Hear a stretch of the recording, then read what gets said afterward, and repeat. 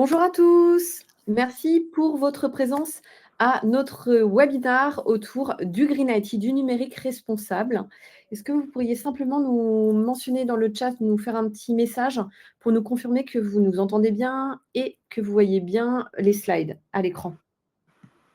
Et by the way, bonjour Thomas, ravi de t'avoir au webinar. Bonjour Nathalie et bonjour à toutes et à tous. Et ravi aussi d'être présent. Ouais. Bonjour à tous. Donc, on a 1 heure devant nous, justement, pour évoquer un sujet central lorsqu'il s'agit effectivement de numérique responsable. C'est comment verdir tout le cycle de vie de vos projets, du build au run. Quelles sont les méthodes, les systèmes de calcul, les outils, comment comprendre un petit peu comment tout cela fonctionne.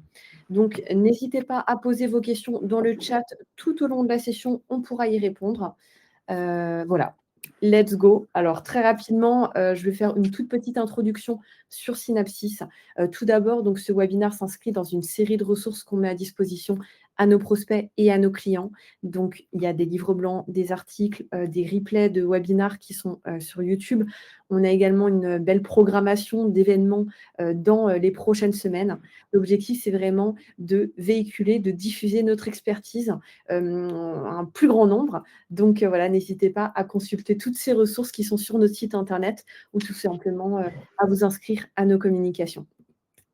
Pour ceux qui ne nous connaissent pas encore, Synapsis, donc qui sommes-nous? On est une société de services spécialisée dans les domaines de l'infrastructure informatique.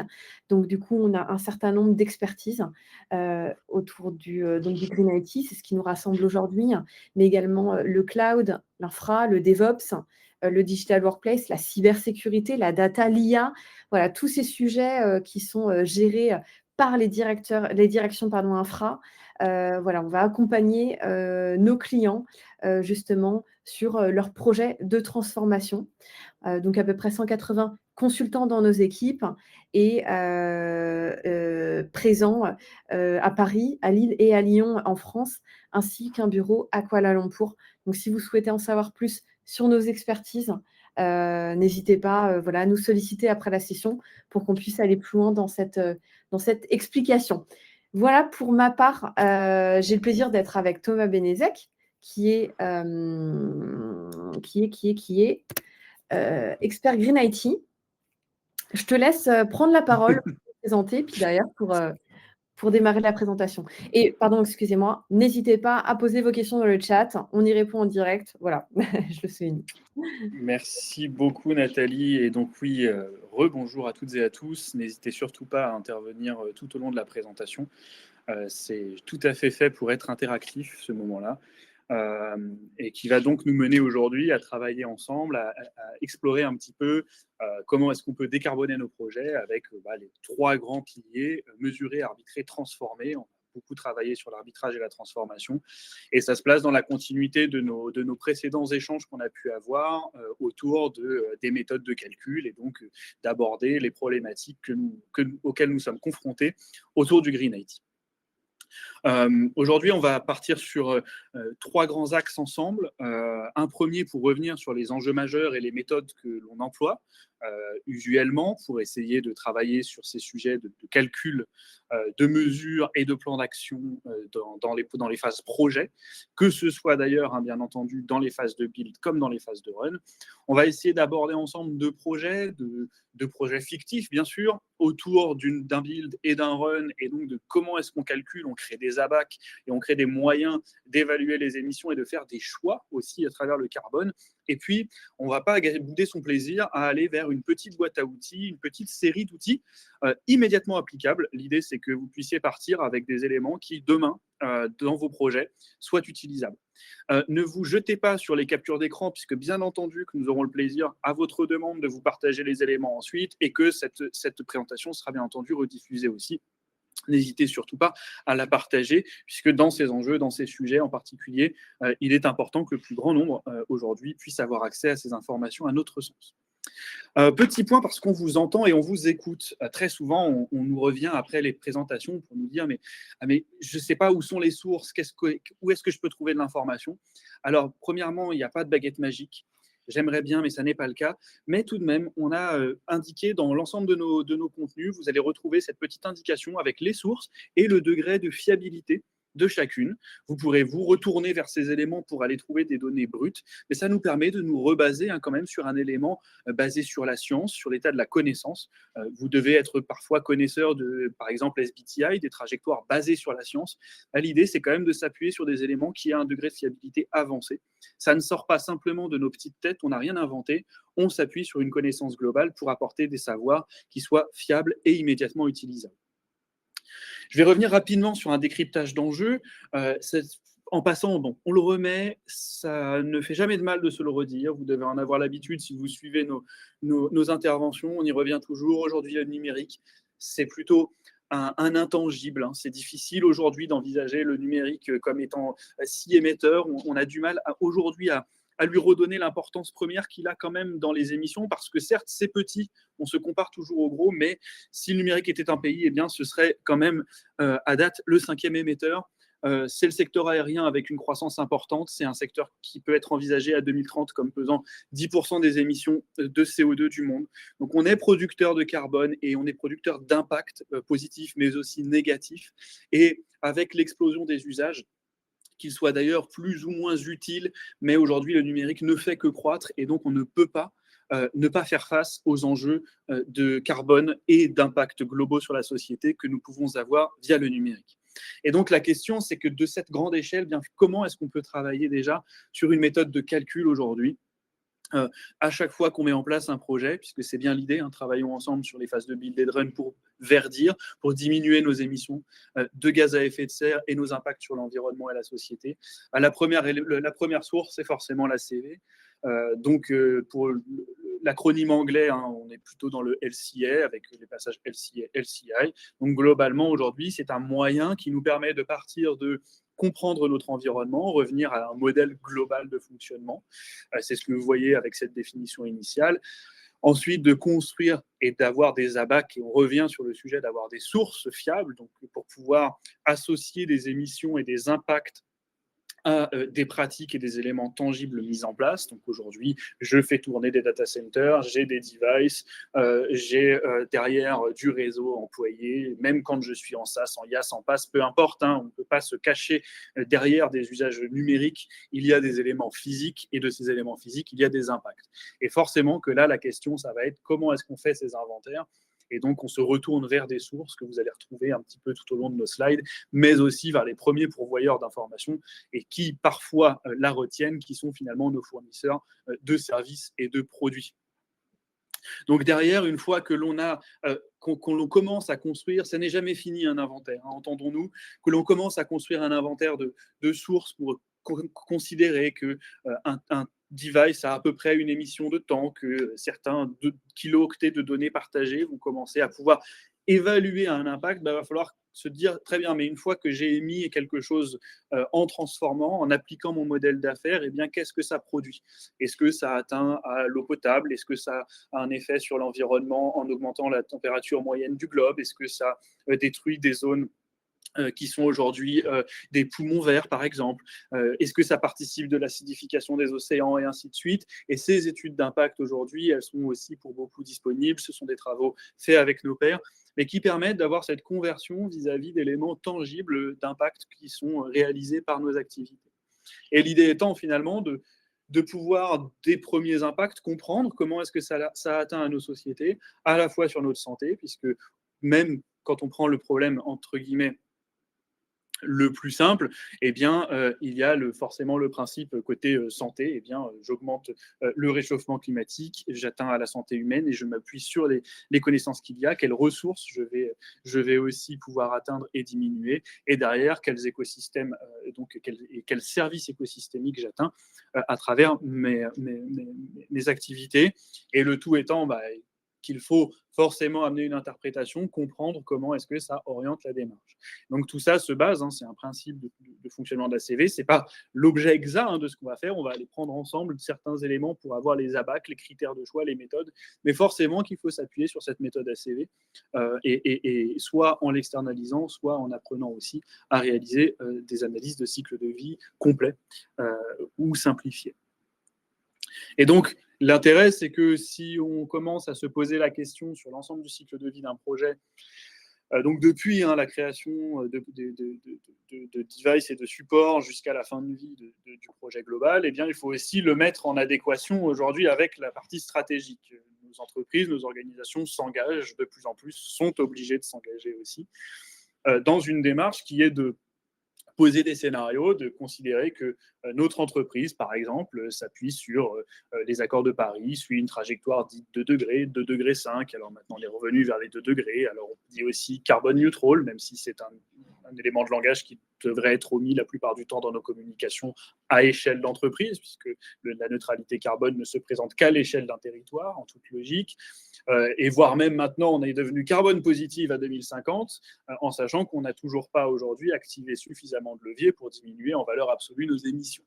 Donc, passons cela, mais il y a quand même des scénarios et donc le principe de dire mon entreprise aujourd'hui a identifié une tendance, des facteurs clés de succès avec des hypothèses qui permettent de le réaliser. On teste qu'aujourd'hui, on s'inscrit dans un environnement avec des pairs, avec des concurrents, avec une chaîne de valeur amont et aval qui suivrait aussi notre démarche de diminution, qui serait aussi alignée, puisque sinon, on diminuerait seul nos émissions et ça ne serait pas fonctionnel à l'échelle du territoire et de la planète. Et donc, on a des scénarios en imaginant finalement que pour atteindre 2 degrés, vous les connaissez peut-être dans les désignations telles que l'emploi, par exemple, le GIEC, mais je suis plutôt technosolutionniste et je vais considérer que mon secteur va exploser en termes de production, mais va trouver les moyens techniques de tout diminuer. Donc, on invente, entre guillemets, des histoires, on travaille sur des principes de prospective pour imaginer des scénarios à échelle 2030, 2035, 2050. Vous connaissez souvent les 2 grands paliers, 2030 et 2050, avec des objectifs de réduction en valeur absolue et en relatif. Donc ça, on ne peut pas décorréler aujourd'hui d'avoir une activité orientée sur l'analyse de cycle de vie et puis les scénarios globaux, en imaginant pas simplement, vous savez, la pathway avec des étapes, je serai à moins 54% à tel moment, il faut travailler forcément collectivement à savoir si nos projets et nos engagements sont alignés avec un environnement cohérent. Et donc, ça revient à nos quatre étapes s'inscrivent dans ces scénarios. J'ai des objectifs qui découlent de scénarios posés au sein de mon entreprise. Alors, ça peut arriver qu'on n'ait pas encore de stratégie ou qu'elle ne soit pas mature ou qu'elle n'ait pas suffisamment d'éléments. Bien, ça veut dire qu'avant même d'établir des objectifs et un périmètre, on ne peut pas partir dans la nature, si je puis me permettre l'expression. On va être obligé d'envisager tout de même que ce projet s'inscrit dans une démarche globale. Peut-être que c'est une démarche dite business as usual, je ne vais pas modifier, je n'ai pas objectivé mon carbone. Mais sinon, l'ACV, les objectifs qu'on va se donner n'ont pas de cohérence au regard de quelque chose de plus global. Le projet devient, entre guillemets, le fameux projet green, et puis finalement, on l'oubliera aussi vite dans sa phase de run et sa phase de maintenance et de suivi que l'on avait posé des indicateurs. Ce rappel à la réalité, il s'appuie justement sur ce schéma que souvent aussi on connaît. On s'est permis d'en faire une petite variante en indiquant dans les 3 scopes plutôt les éléments relatifs à la partie IT aujourd'hui, donc vous devez le connaître. J'ai mon organisation qui produit dit le scope 1 en transformant en fait en exploitant de l'énergie. Donc ça va être globalement sur mon production de chaud, de froid et ma production énergétique, si jamais j'ai des éléments mobiles, on dit, donc des véhicules au sein de mon entreprise où je chauffe. Alors c'est vrai que ce n'est pas très IT, mais pour autant, il va quand même falloir qu'on ait du chaud, du froid, en particulier beaucoup dans l'IT lorsqu'on gère aussi ses propres infrastructures type data center, et on aura forcément nécessité d'avoir des éléments de mobilité. Tout ce qui va nous permettre d'amener de l'énergie depuis une source jusqu'à nous-mêmes, donc globalement beaucoup en réseau électrique, sans le savoir, eh bien, tout ça va compter dans notre partie de scope 2, donc l'énergie consommée sur place, mais produite en dehors, plutôt en amont de notre chaîne, et on ne peut pas non plus l'exclure, et il faut le considérer. Et puis on a ce scope 3 qui est très fort pour l'IT, puisque vous le savez, on a le principe de Green IT, je vais essayer d'objectiver une diminution d'émissions de mon propre secteur IT, puis l'IT for Green. Donc là, est-ce que je participe des activités de réduction plus loin dans ma chaîne de valeur, en amont ou en aval. Et si jamais vous souhaitez un peu plus de détails, vous pouvez vous reporter à notre précédente table ronde où on abordait d'ailleurs aussi ce sujet, entre autres choses, sur les notions aujourd'hui de qu'est-ce qu'on a le droit de dire et qu'est-ce qu'on a le droit de faire et dans quel ordre on le processe lorsqu'il s'agit de calculer des émissions. Donc voilà, on revient quand même là-dessus, c'est que lorsqu'on va vouloir faire de la CV, qu'on va prendre toute la chaîne de valeur, alors très souvent, on nous demande plutôt de nous centrer sur uniquement, non, c'est que ce que je fais moi. Et ça n'est pas audible aujourd'hui, dans le sens que, premièrement, ça n'est pas la réalité physique du monde que de dire mon service, qu'est-ce qu'il fait, ce que font les autres avec, ou ce que moi j'exploite des autres, ça ne compte pas. C'est un premier point. Le deuxième point, c'est qu'on s'enlève la plupart des moyens de diminuer ces émissions, puisqu'on est souvent très dépendant, et plus on passe vers des éléments qui sont intangibles, donc justement, SaaS, PaaS, IaaS, tout ce qui va être cloudification aujourd'hui, ben on va pousser très en amont, très en aval nos émissions.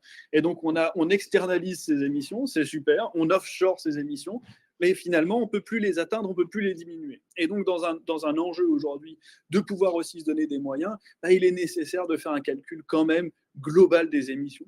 Et le dernier point, c'est que si on se réunit et qu'on travaille sur ces sujets, c'est qu'on partage des ambitions. Et ce partage d'ambitions et d'objectifs, il doit faire en sorte aujourd'hui qu'on s'assure que sur notre chaîne de valeur, et j'en reviens à pourquoi est-ce qu'on a parlé globalement de la stratégie à la CV, eh bien, il va être nécessaire d'avoir des prestataires, des fournisseurs, des clients, des partenaires d'affaires qui soient alignés, qui aient les mêmes objectifs que nous et qui mettent en place les mêmes plans de moyens. Et aujourd'hui, pour avoir des plans de moyens alignés, il faut qu'on compte tous la même chose. C'est nécessaire, même si on n'en est pas les premiers producteurs, on en est fournisseurs, on en est exploitants. Et donc, il est nécessaire aujourd'hui de pouvoir travailler sur l'ensemble de la chaîne de valeur et donc aussi sur l'ensemble du cycle de vie. Tout ça pour se dire, voilà, aujourd'hui, quand on va aller travailler sur le cycle de vie et sur ce modèle d'émission, il va être question de pouvoir comparer aussi et donc se projeter vers un modèle qui soit fonctionnel. Ce qu'on appelle, vous pouvez le connaître, c'est un des exemples, c'est de se rattraper dans notre modèle, on compte tout en euros, et bien finalement, le People, Planet, Profit, vous le connaissez, ça marche très bien, ça ne marche pas si bien, parce que dès qu'on fait cette conversion, on a tendance à réduire, à faire un modèle comptable qui soit le plus réduit, et donc il peut être utile, c'est pour ça qu'on vous invite à vous informer, au moins à prendre des éléments dessus sur le modèle CARE, qui en fait est un modèle qui part de toute la transformation des capitaux depuis ce que nous donne la planète et qui est limité jusqu'à ce que nous, on met en place comme environnement productif. Mais on revient toujours à si je ne peux plus exploiter la planète, je n'aurai pas derrière, je serai limité et mon capital humain et mon capital productif seront eux aussi bloqués. Sans faire un cours méthodologique sur CARE, on va s'appuyer sur ces éléments, en particulier, vous verrez, sur les fameux 4 R de CARE qui sont comment est-ce qu'on peut agir, réduire, substituer, etc. pour objectiver nos projets. Donc, on s'appuie là-dessus. Notre modèle gagnant, comprendre globalement l'ACV, ça va être nécessaire sur toutes nos étapes. Derrière, s'appuyer sur une stratégie et puis commencer à changer notre manière de faire de la comptabilité, des objectifs et des indicateurs. Et ceci étant dit, eh bien voilà, nous, aujourd'hui, on se pose les mêmes questions et on se dit, finalement, qu'est-ce que je peux faire? Et on va le chercher dans nos différents environnements. Eh bien voilà, je vais commencer à avoir des éléments qui vont permettre de dire, pour mon métier, qu'est-ce que je peux essayer de faire et comment est-ce que je peux derrière aller chercher des méthodes de calcul et des indicateurs qui vont me produire des chiffres comparables. Et c'est ce vers quoi on va aller tout de suite après, un petit moment plutôt tourné vers vous. Et Nathalie, je te relaisse la main, bien entendu. Effectivement, donc on a prévu un petit sondage pour vous, qui permet de comprendre un petit peu, est-ce que vous voyez bien le sondage, déjà? Oui, c'est bon, OK, très bien, ça marche. Pour comprendre un peu effectivement, vous, aujourd'hui, quel est un petit peu, les actions que vous entreprenez par rapport à vos projets IT? Pour comprendre un petit peu, par rapport, voilà, aux différentes personnes qui sont présentes au webinaire et pouvoir potentiellement aussi orienter le discours, toi côté Thomas. Je sais pas, donc tu as conçu un petit peu ce petit sondage à travers ces 4 réponses, Thomas. Comment est-ce que tu as perçu un petit peu, justement cette, composition en fait des différents niveaux de maturité? Oui, merci Nathalie. C'est aujourd'hui parmi les éléments, si on vient un petit peu vers vous pour essayer d'affiner nos perceptions, c'est parce que c'est vrai qu'aujourd'hui, ce sont des grands sujets qui ressortent, alors qu'ils sont tous interdépendants, mais qui sont différentes portes d'entrée finalement, en fonction de la maturité sur la connaissance et sur la mise en place de plans de moyens aussi, qui nous permettent d'éclairer globalement les projets, globalement avec cette volonté de travailler, on le sait, étape par étape, donc chaque étape de cycle de vie, où souvent on est déjà plus avancé, qu'on a commencé à déterminer quelques abacs pour pouvoir trouver des optimisations spécifiques. La partie d'éco-conception, où là on est dans cette notion très amont de pouvoir créer des modèles de projection vers des projets de construction, de co-construction, alignés avec des objectifs aussi, et donc qui là vont donner les abacs et les cadres finalement de création, de construction de projets. On le sait aussi, on est, nous, par expérience, par expertise, très centrés sur les infrastructures qui sont particulièrement émettrices, et donc on sait Ouais. aussi que c'est un D'ailleurs, sujet. ça y est, les résultats sont tombés, si tu peux aussi les Ah, regarder. ah ben oui, je peux, Tu vois où ils sont. avec grand plaisir. Juste, je vais poser une question. Où vois-je les résultats? Dans l'onglet sondage, en bas à droite. Ah oui, mais je n'avais pas cliqué sur les résultats. En effet, donc mais c'est bien, ça s'équilibre globalement. Donc oui, on voit justement ces sujets sur la partie infrastructure, ce qui n'est pas très étonnant, hein, qui est assez aligné avec un centrage global, hein, sur la partie infra qui est très émettrice, hein. Alors on n'a pas mis un élément, et ça vous aurez presque le droit de vous retourner contre nous. On n'a pas parlé des devices, hein, de la partie finalement end user, qui est forcément le gros socle, hein, un grand élément émetteur aujourd'hui. Forcément parce que c'est plus aussi compliqué, hein, de l'objectiver lorsqu'on est côté IT. Donc c'est intéressant, c'est éclairant, parce que bon, déjà on se retrouve, a priori vous êtes intéressé et vous travaillez à ces sujets de réduction sur l'empreinte carbone, étant donné que c'est le sujet d'aujourd'hui, a priori vous êtes à la bonne place, on s'y retrouve bien. Et ce décentrage de former et engager les collaborateurs, on a eu il y a quelques années surtout un gros sujet sur cette sensibilisation.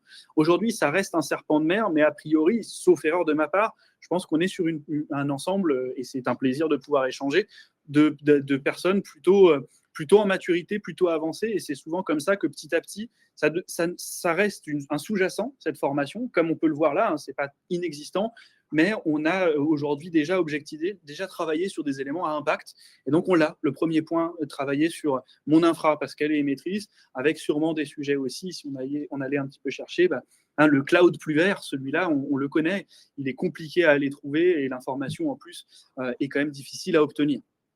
Okay. Et donc, si je me projette un petit peu vers la suite, l'idée justement, c'est d'aller voir deux projets. Un premier projet tout bête qu'on connaît tous les jours et qui va peser sur notre infrastructure. Et bien voilà, je transitionne mes postes de travail vers une 365, excusez-nous du peu. Et puis justement, je laisse tomber mon infra on-prem, je décide d'aller full cloud Azure, pas d'hybridation, rien du tout. Et bien, est-ce que je suis sûr que je suis en train de faire le bon choix? Quels sont les indicateurs, quels sont les éléments que je vais devoir prendre en compte, et comment est-ce que je peux faire des calculs sur cette phase de build complet, puisque là, ça y est, je recrée mon infra. Alors, petit point, je le redis, attention, parce qu'on ne part pas de rien. Donc, on va simplifier les modèles par simplification de lecture, et parce qu'il me reste globalement une bonne demi-heure à pouvoir échanger, et non pas 8 jours. Donc, comme on va essayer d'être concis, les exemples sont par nature simplifiés, mais on va s'appuyer pour aller travailler sur des bulles comme ça d'émissions, en expliquant pourquoi est-ce qu'on se centre dessus. Vous connaissez le premier parce que je l'ai dit, on n'a pas mis les devices. Le premier point, je fais une migration. On a par exemple un tout petit acteur qui s'appelle Microsoft, qui a d'ailleurs décidé un jour de dire Windows 11, et donc j'ai un paquet de devices qui ne seront plus compatibles avec le fonctionnement. Ça a un impact typiquement. Aujourd'hui, je veux refournir des machines parce que j'ai une politique achat en correspondance, parce qu'ils arrivent à vétusteté, et je veux appliquer un cadre global, hein, ce que l'on disait, se positionner avec l'ACV, je calcule, et donc je vais calculer le neuf et sa phase d'usage, le reconditionné et sa phase d'usage. Mais derrière, je vais aussi le positionner dans le scénario que j'ai donné. J'ai jugé acceptable d'avoir un usage prolongé jusqu'à 5 ans. Je pense qu'aujourd'hui, la transformation ne peut pas aller plus loin. Et donc, on a une capacité aussi à travailler sur l'acceptabilité. On a eu l'expérience de transformer ces managers qui, à la base, étaient plutôt des pourvoyeurs de solutions. J'ai besoin d'un nouveau device, je vais te le fournir, je vais te donner mon aval, à le pourvoyeur de non. Non, tu n'as pas atteint l'usage qu'on a établi. Et puis derrière, il y a toute la politique pour pouvoir travailler sur comment est-ce qu'un device, un ordinateur qui va rentrer dans mon organisation, va peut-être pouvoir avoir plusieurs vies, mais qui va poser des sujets de sécurité, des sujets de reconditionnement interne, des sujets de réparabilité, des sujets de protection de la donnée. Donc on va avoir un grand nombre tout de même de sujets émergents, et donc je le redis, modèle très simplifié. La question va être de se poser, de se dire, est-ce que je vais choisir de positionner en priorité, de dire, je veux augmenter la durée de vie dès la phase d'achat, je la pense. Merci Marie, et je vais revenir là-dessus, et justement on aborde ça. Et est-ce que je vais plutôt m'orienter sur l'aspect d'un usage d'un produit neuf ou d'un produit reconditionné? Ou est-ce qu'il vaut mieux du neuf mais court, enfin du neuf sur un usage prolongé ou du reconditionné sur une phase plus courte? Et donc là, il va falloir se fier. C'est très intéressant. Est-ce que je considère que mon matériel, finalement, il est toujours, je le calcule sur son aspect neuf, donc je le prends à date d'achat initiale dans mon entreprise, ou est-ce que je vais le prendre depuis sa production? Eh bien, l'intérêt pour nous, c'est que on va forcément calculer la répartition sur un usage reconditionné. On le considère normalement là, on va le prendre à date d'achat chez nous. Attention, on entend par là que on ne peut pas prendre en compte un amortissement carbone, si je prends pour ça que j'ai parlé de comptabilité, qui nous précède, on n'en a pas forcément visibilité. Donc en fait, on prend dans le reconditionnement, nous à notre échelle, on prend normalement à entrée. J'ai donc une information qui doit être transmise par mon fournisseur, reconditionneur, aujourd'hui, d'émissions. Lui peut avoir considéré, et pardon de faire un petit peu de technique, peut avoir considéré une partie de l'amortissement passé, parce qu'il n'est pas encore amorti en matière carbone. Et il faut comprendre les ABAC et avoir la source. Normalement, je le prends à ma date d'achat, parce que si je le prends à manufacture, je vais de toute façon considérer en fait toutes les émissions de mon cycle. Donc c'est un petit peu plus compliqué. Mais pour autant, le reconditionnaire et le fournisseur, parfois, qui sont d'ailleurs les mêmes organisations, et le producteur qui peuvent l'être, doivent calculer, eux, justement, sur l'ensemble. Je suis Dell, je produis ma machine, ils vont le considérer sur une durée de vie établie, définie. Moi, je vais le prendre à l'entrée, et c'est pour ça que vous voyez, en fait, qu'est-ce qui se passe? On diminue les émissions de production, qui sont là des émissions dites de reconditionnement, et on recentre sur la phase d'usage. Donc, nativement, j'ai augmenté sa phase d'usage, elle va augmenter en volumétrie de gaz à effet de serre produite, et proportionnellement, elle va exploser. J'ai toujours une fin de vie relativement réduite, mais surtout source de beaucoup d'incertitudes. Vous le savez, dans l'IT, c'est très compliqué. Et je prends ma phase considérant le reconditionnement, et c'est le reconditionneur qui calcule en partie un amortissement carbone. Et quand on travaille un petit peu en proximité avec ces reconditionneurs, on est en capacité d'avoir des ABAC et de comprendre comment est-ce qu'ils font leurs calculs sur certains éléments, sur certains devices spécifiques déterminés. Donc voilà, aujourd'hui, on se centre là-dessus et on peut commencer à se dire, forcément, alors c'est natif de dire, reconditionner plus une grande phase d'usage, c'est bénéfique. En n'oubliant pas que vous avez des problématiques de toute façon qui sont d'usage. Une machine peut ne plus être fonctionnelle et adaptée. Donc là, on va se poser cette question-là et pouvoir faire un choix éclairé, comme on viendra après avec des matrices qui nous permettent aussi de savoir le coût derrière et la difficulté de mise en place. Parce qu'il faut aussi fournir. Il va falloir fournir des machines durablement, reconditionnées, et puis derrière, assurer qu'elles soient entretenues et fonctionnelles. Donc je passe beaucoup de choses, comme je le disais dans un modèle simplifié. Nous passons par exemple la conduite du changement. Je pense que certains parmi vous ont déjà essayé ce qui se passe quand on fournit des ordinateurs reconditionnés qui sont un peu abîmés à des collaborateurs. Ça va être indiqué dans nos éléments qui sont plutôt centrés sur les freins et les problématiques de mise en place. Et on va voir derrière aussi comment est-ce qu'on met des matrices en place là-dessus. Et quand on prend un sujet compliqué, autant le prendre de manière complète. Cloud on-prem, et comment est-ce que je fais? Là, on est sur des sujets extrêmement difficiles, honnêtement, à aborder. Ça demande du travail au long cours et une grande proximité avec nos cloud providers, nos hyperscalers, lorsqu'on travaille dans la partie cloud. Lorsqu'on travaille dans les parties dites maintenant cloud privé, mais en tout cas hébergeurs, et on a un très gros en 3 lettres en France, globalement, c'est quand même honnêtement plus en facilité parce que plus en proximité et plus en maîtrise de ces sujets. Et puis honnêtement, plus de transparence. L'idée, ça va quand même être d'aller chercher globalement. Premier point, la première phrase, vous la connaissez, c'est un motto de base. Serveur inactif, émetteur inutile. Donc, j'augmente le taux d'usage maximal. C'est un effet de rentabilité. Ou en tout cas, je vais couper lorsque ça n'est pas utilisé. Parce qu'on voit que dans ces éléments-là, vous voyez que vous avez ce taux d'utilisation. Le but de base, c'est que ce serait tellement simple qu'on n'ait que de l'on-prem très peu utilisé et que du cloud ultra utilisé. Globalement, ce n'est pas forcément le cas. Donc, on a 2 éléments. C'est travailler sur sa partie provider. Et ce que je trouve aujourd'hui des fournisseurs d'hébergement, qui soient en cloud privé, en cloud public, ou aujourd'hui que moi-même je suis en capacité d'héberger mes propres infrastructures serveurs, c'est un point de savoir est-ce que je peux les trouver et est-ce qu'eux derrière me donnent de la donnée fiable. Et nous vous donnons là, une fois de plus, un certain nombre de sources qui vont au moins pouvoir vous donner des ABAC globales. Il faut les prendre avec un peu de prudence et qui vont permettre de se dire est-ce que l'information qu'on me transmet est fiable. Et puis derrière, travailler en particulier avec ces équipes aujourd'hui, côté DevOps, côté gestion de l'infra, les CCOE quand il y en a. Est-ce qu'on a mis en place aujourd'hui des référents GreenOps? Parce que le FinOps, on l'a fait un peu plus vite à partir du moment où on a mis en place le cloud et que ça a explosé les coûts. Mais est-ce qu'on a mis aujourd'hui des ABAC, des métriques qui nous permettent de faire ce suivi et qui vont avoir pour objectif d'aller travailler sur cette optimisation du taux d'utilisation? Parce qu'on ne va pas pouvoir décorréler les deux. Mais derrière, parce qu'on sait ce que c'est l'arbitrage, est-ce qu'il faut que je prenne plus de temps à l'étude et à la comparaison entre mes cloud providers ou mes hosters au global, ou est-ce qu'il faut que je travaille plus avec mes équipes directement sur l'optimisation de l'usage? Alors, je vous dirais les deux, mon général, mais le monde n'est pas fait comme ça, il est fait de choix.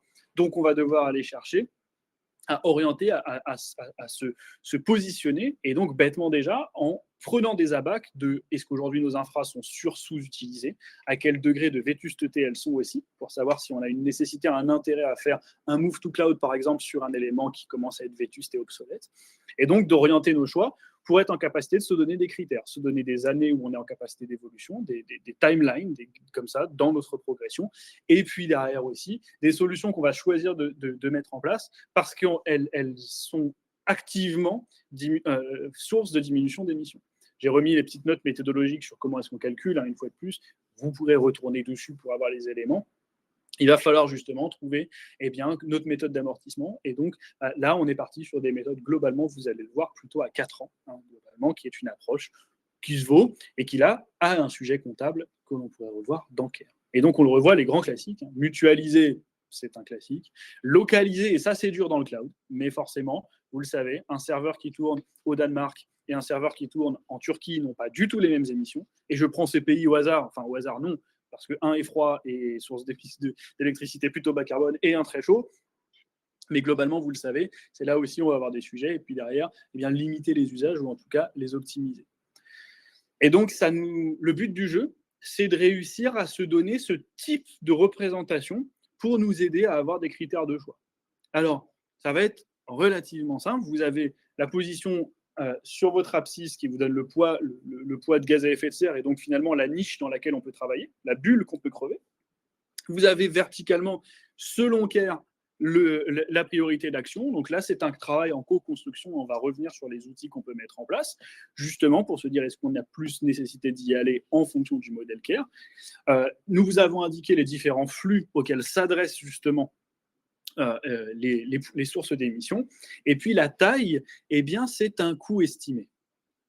Et ça a son importance. C'est qu'aujourd'hui, quand on parle par exemple de travailler sur tout l'équipement, tous les devices en usage, on va avoir un coût en kilo-euros qui est particulièrement important, de toute façon. Et donc l'idée, c'est aussi de pouvoir adresser ce sujet. J'en reviens, le People Planet Profit, il ne marche pas très bien, mais il nous oblige à parler de profit. Et donc, on va se donner ces éléments, par exemple en disant, aujourd'hui, j'ai ma petite entreprise, entre guillemets, mon entreprise avec mes 200 laptops, je fais quoi? Et on peut être, dans notre projet de renouvellement, on va être soumis au choix de dire, est-ce qu'on en prend 200 tout pile, et comme ça, on a limité la population, mais quand on aura une problématique, ça va être compliqué aussi de pouvoir faire du changement en direct en kiosque.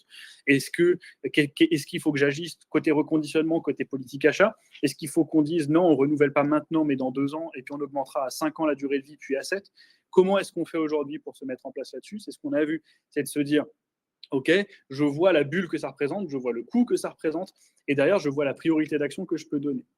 Et ça, cette priorité-là, elle revient à comment est-ce que nos scénarios aujourd'hui globaux qu'on emploie dans l'entreprise, quels sont nos objectifs stratégiques, en quoi est-ce qu'ils vont être appliqués dans mon projet.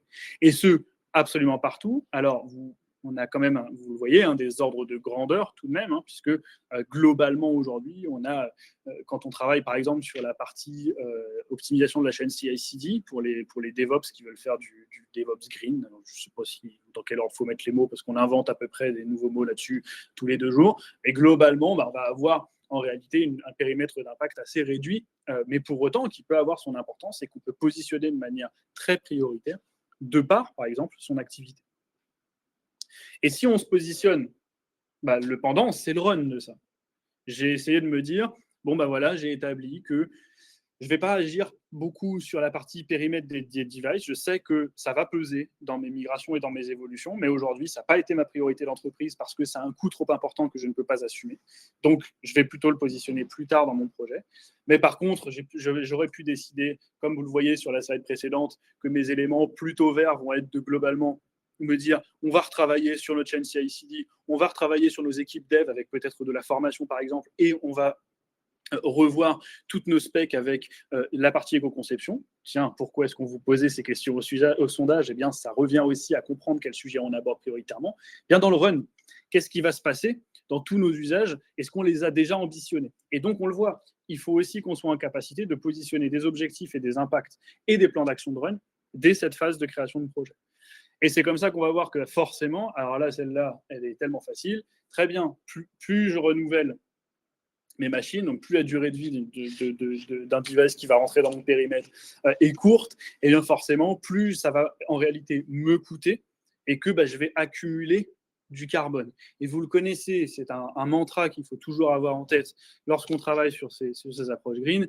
Le réchauffement climatique et le carbone, ce n'est pas un problème de flux, c'est un problème de stock. Donc le but, c'est pas que quand vous achetez votre prochain ordinateur, il ait été moins émetteur à la production. C'est qu'il va rajouter du carbone en plus dans l'atmosphère, quoi qu'il arrive. Est-ce que je peux m'éviter d'en rajouter? Est-ce que je peux m'éviter d'augmenter mon stock? Parce que le stock, c'est là où il faut avoir des entreprises qui sont dites régénératives, qui arriveraient par leur activité à capter plus de carbone qu'elles en émettent. À ma connaissance, même si certains tendent à dire le contraire, à ma connaissance, on ne sait pas faire. Donc l'idée, ça va être ça, simplement des petites abacs, à peu près, bon voilà, j'ai établi, et je vais me poser une question. Cette question-là, vous l'avez souvent, c'est ça pèse combien mon poste de travail? Et là, on revient travailler avec nos fournisseurs.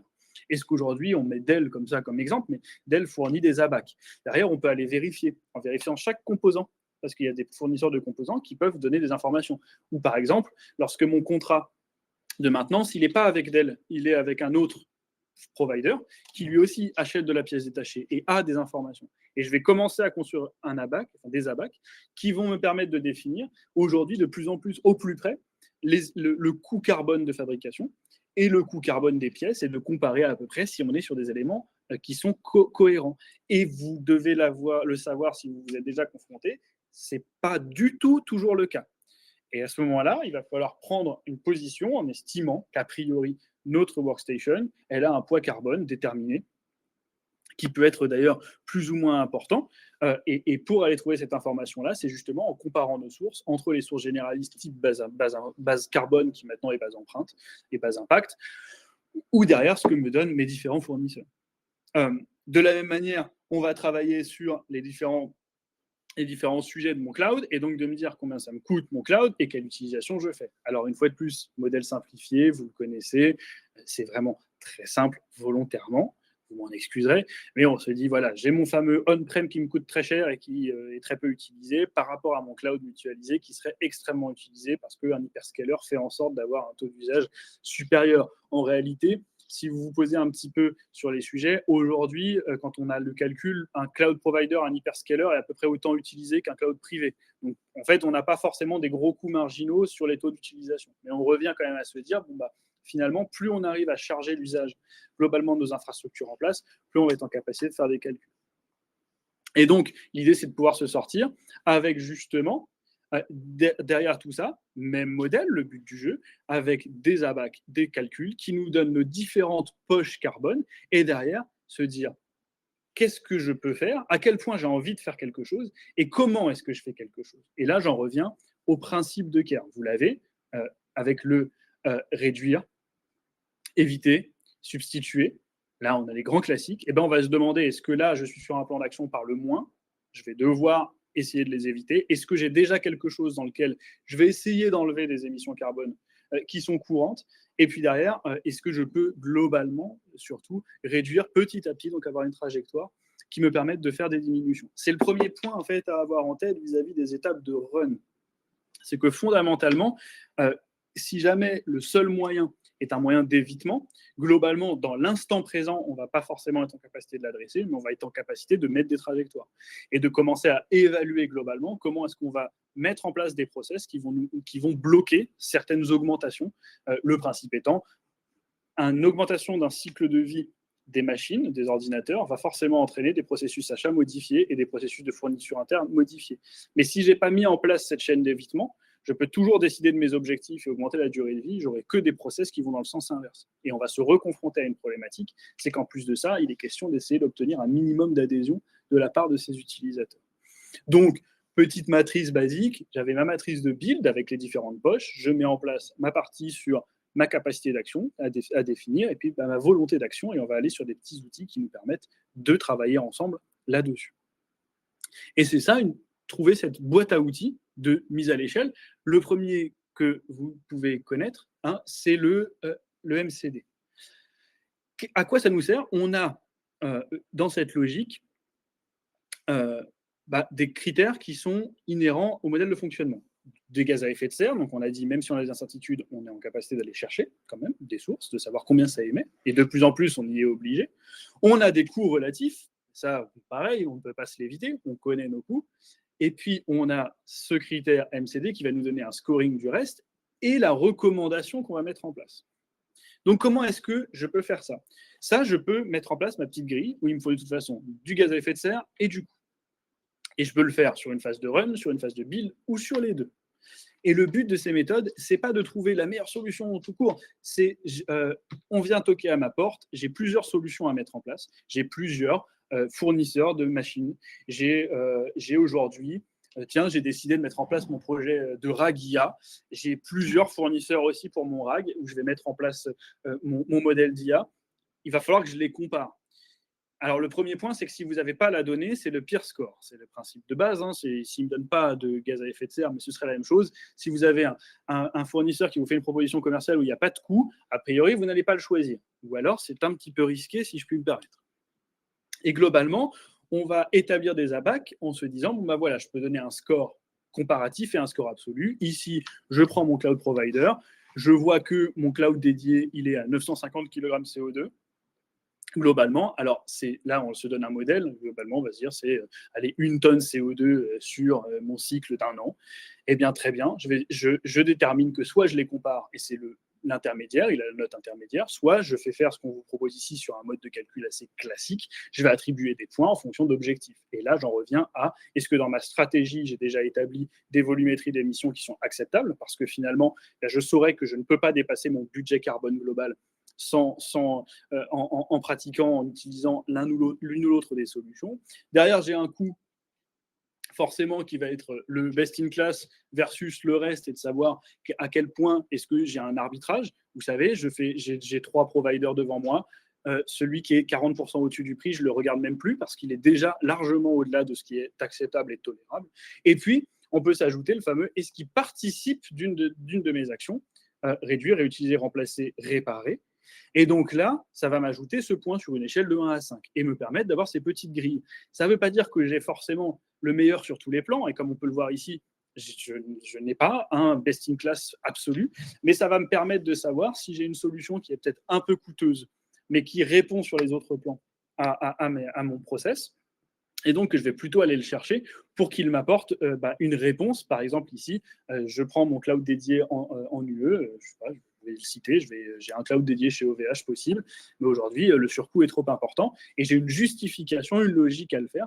Et ça, je peux le faire dans tous mes critères de choix vis-à-vis de tous mes providers à partir du moment où je commence à avoir des GES et du coup, avec ce travail sur le principe de quai. J'ai un outil plus généraliste. Alors là, on peut le faire en début de projet, on peut le faire à l'échelle de son entreprise, on peut le faire pendant les process.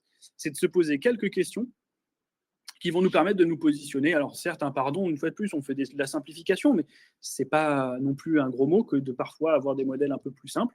Et donc de se dire, voilà, tout simplement, je commence toujours par les questions du premier niveau.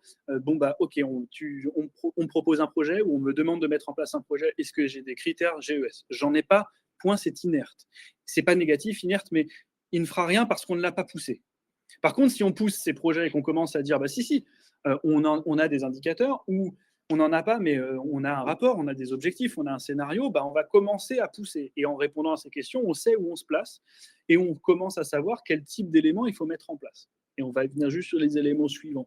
Et nous, là où on a commencé à se positionner sur quelques éléments-là, c'est de se donner plutôt la partie aujourd'hui ACV Care, donc on est quand même déjà sur un niveau relativement mature sans se positionner forcément avec des trajectoires de degrés. L'idée, ça va être de se dire que si on a des éléments présents, si on commence à faire des calculs, si on commence à avoir des indicateurs, si on a déjà des choses de procéder en interne, eh bien, ça veut peut-être dire qu'on a un plan d'action et on a un projet qui va demander de mettre en place ce qu'on indique ici, donc typiquement eh bien, un calcul de GES à minima, sans être forcément, vous savez, le niveau absolu, c'est clairement que le gaz à effet de serre est un des critères qui peut annuler un projet ou qui peut stopper un projet, qui est le niveau de maturité le plus important. Et l'idée, c'est que à cette matrice, on se donne des leviers en se disant, bon, bah, très bien, aujourd'hui, qu'est-ce que je fais? Et comme je pouvais vous le dire vis-à-vis des sujets de sensibilisation et formation, c'est le premier des éléments, même s'il est constant et continu dans nos approches, c'est que derrière, si aujourd'hui dans mes projets, je n'ai juste rien qui est mis en place, qu'à l'échelle de mon entreprise, je n'ai que peu d'indicateurs, voire pas d'indicateurs, que je n'ai pas objectivé l'IT, je ne vais pas commencer à me dire que je vais faire un tableau de bord et me donner une trajectoire alignée de degrés. Je vais forcément devoir commencer par avoir quelques abacs simples et faire une formation, parce que vouloir griller des étapes ne fait que décrédibiliser la démarche carbone aujourd'hui. Et donc l'idée, c'est d'avoir d'un côté mes analyses de contrôle, y compris à l'échelle de projet. Donc nous, on a typiquement, lorsqu'on va intervenir sur certains projets où on nous demande de mettre en place des critères IT, eh bien, en tant que société de service, on va forcément commencer par poser ces questions aux acteurs projet, à l'équipe qui en interne est censée porter ce projet, pour se donner les éléments à mettre en place et les éléments de collaboration qu'on peut proposer, que ce soit depuis la formation jusqu'à justement des tableaux plus avancés ou de la récupération de données. Et globalement, ce qu'on va garder aussi, eh bien, c'est de pouvoir se faire des scorecards. Alors, ces scorecards, elles sont progressives. Elles vont nous permettre, donc là, on le prend un peu basiquement vis-à-vis de ce qu'on a pu envisager ensemble, d'aller estimer globalement, très bien, est-ce qu'aujourd'hui, déjà, quand on parle d'émissions de GES estimées, est-ce que j'en calcule?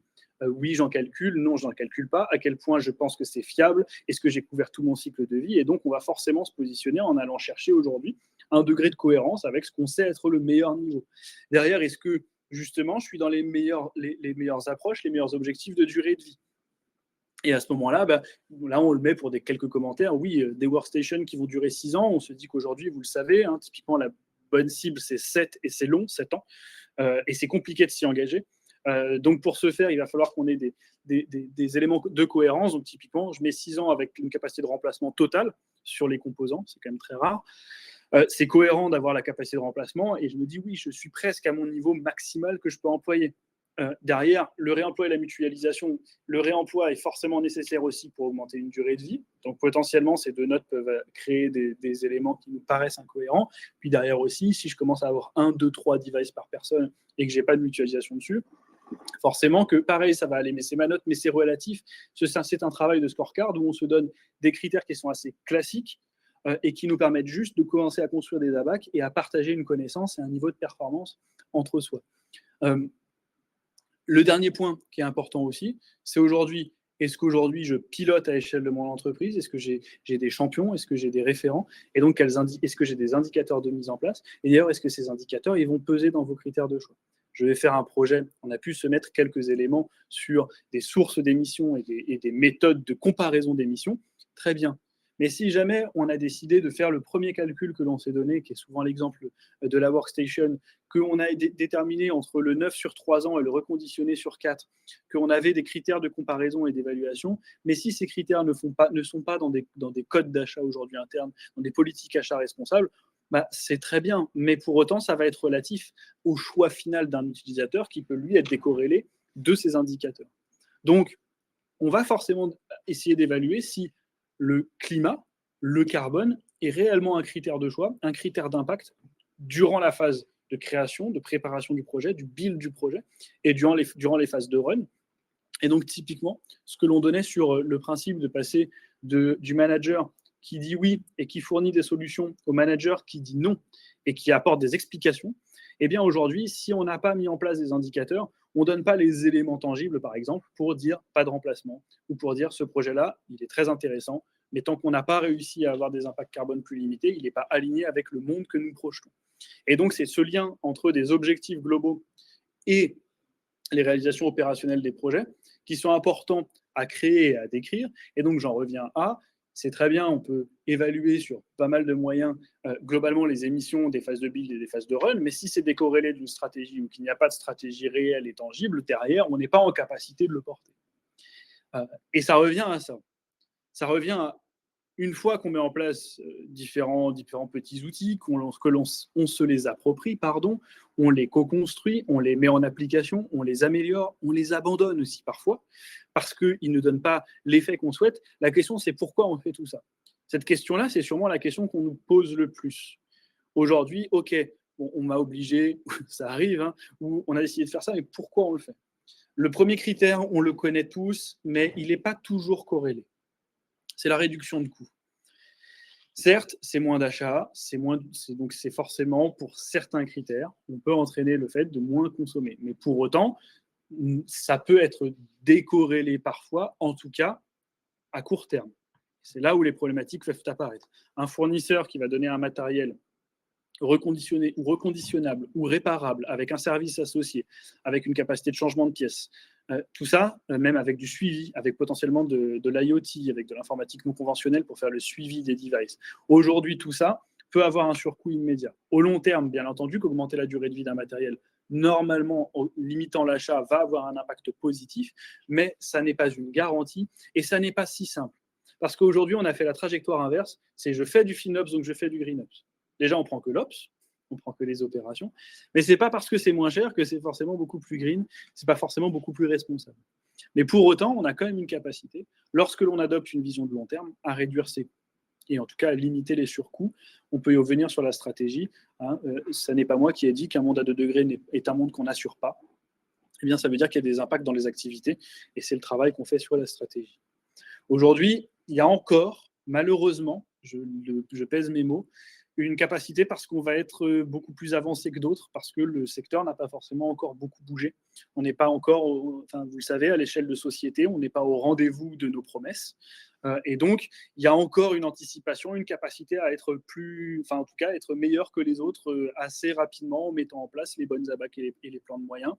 Il y a aussi un moyen de répondre aujourd'hui à des réglementations. On cite la CSRD, elles sont pendant les SFRD, en sachant que, bon, même si aujourd'hui elles sont un petit peu en recul, mais la pression, en tout cas sur le secteur européen, est de plus en plus importante et que les agences de notation extra-financières aussi ont un certain poids.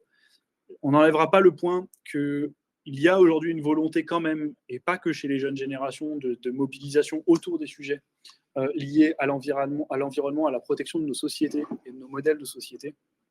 Et donc, ça peut être aussi un critère aujourd'hui que de mettre en place des réels plans de moyens orientés vers la limitation de l'impact et la préservation de nos environnements. Et bien entendu aussi, eh bien, c'est le dernier point, c'est que vous le savez, on a toute une SNBC, on a des engagements, vos entreprises ont des engagements, et il s'agirait de pouvoir aussi mettre en place des plans de moyens alignés. C'est pour ça qu'on a fait ce lien entre stratégie et aujourd'hui travail dans les phases projet, puisque il arrive là, dans les sujets premiers, de se dire est-ce que ce qu'on a promis, est-ce que ce qu'on fait est en capacité d'être mis en action. Et je rends la parole avant tout à vous et à Nathalie, bien entendu. Exactement. Oui, n'hésitez pas si vous avez des questions déjà. Ensuite, c'est vrai que c'était très, très complet. Donc, merci beaucoup Thomas pour toutes ces informations. Alors, c'est beaucoup, on le sait. Le challenge a été justement de savoir quel niveau de détail finalement donner. Et on voulait quand même effectivement aller un peu dans le détail parce que pour éviter d'être finalement trop générique. Mais c'est un long sujet, quoi, Thomas, ce que tu me disais hier, c'est quand même un sujet voilà, qui nécessite d'aller un petit peu dans le détail. Donc nous, ce qu'on propose, c'est un atelier d'une journée, vraiment en immersion, un atelier qui est opérationnel, qui se veut aussi pratique, avec des livrables finalement à l'appui, où vraiment on va aborder dans le détail les problématiques, avec des projets concrets aussi que vous avez dans votre société avec lequel vous venez finalement durant cet atelier. Comment est-ce qu'on peut décortiquer tout ça, calculer vraiment les émissions carbone? Je te laisse peut-être une minute ou deux, Thomas, si tu veux justement parler de cet atelier, la manière dont on l'a conçu. Oui, bien sûr. Cet atelier, il est le pendant de concrétisation de ce qu'on a pu aborder ici. Et nous savons que tout peut paraître, on a envie d'aller beaucoup plus loin, de comprendre la source, le moyen de calcul, la data d'origine, etc. C'est pas c'est pas possible, c'est pas même souhaitable en 1 heure, en tout cas. Et l'idée de cet atelier, c'est de prendre différents modèles. Là, on a vu ensemble des modèles visuels de représentation. On travaille sur aussi des modèles de co-construction, donc de partir de vos sujets, des sujets des participants, des projets concrets avec tout un travail en phase amont déjà à réaliser, et ensuite de mettre en place les différents outils, les abacs, les calculs, petit à petit pour être en capacité de prendre un projet et d'en sortir des modes de calcul et de suivi et de pilotage projet, et puis aussi, bien entendu, de créer son propre modèle interne qui correspond à ses enjeux, à ses objectifs, et qui permettent de faire de la comparaison et de vérifier si tous nos projets aujourd'hui participent de nos objectifs d'entreprise, et le tout en s'appuyant sur 2 grandes sources que vous avez pu voir apparaître régulièrement aujourd'hui. La méthode ACV, en particulier pour celles et ceux qui ont pu le suivre, la méthode ACV telle que présentée par le MIT, et puis la méthode CARE, d'un point de vue comptable, qui est là pour rendre compte vis-à-vis de son entreprise. Donc on centre sur partir de vos éléments, partir du concret, du tangible, participer à comment est-ce qu'on anime ça avec un collectif, parce que ça reste du mode projet, et quels outils derrière on peut ressortir immédiatement, qui soient compréhensibles par tous et qui donnent des résultats comparables dans le temps et entre les projets. Tout à fait. Merci. Et puis, effectivement, merci à tous pour votre présence. Alors, via le QR code et via le lien que je vais vous envoyer, vous avez la possibilité en fait de mesurer très rapidement le niveau de maturité que vous avez en matière de numérique responsable. C'est vraiment un questionnaire très simple à parcourir en 1 minute, 2 minutes max. Et on regarde des résultats que je vous enverrai par mail juste après. Ça vous permettra de voir un petit peu quelles sont les premières étapes à mettre en place, les quick wins à mettre en place pour justement initier vraiment cette dynamique de meilleure gestion en fait, voilà, j'ai pas le mot, de la manière de driver justement l'énergie qu'utilisent vos projets et comment réduire justement ces émissions carbone sur l'intégralité du cycle de vie. Pardon, je suis désolée de cette phrase très longue.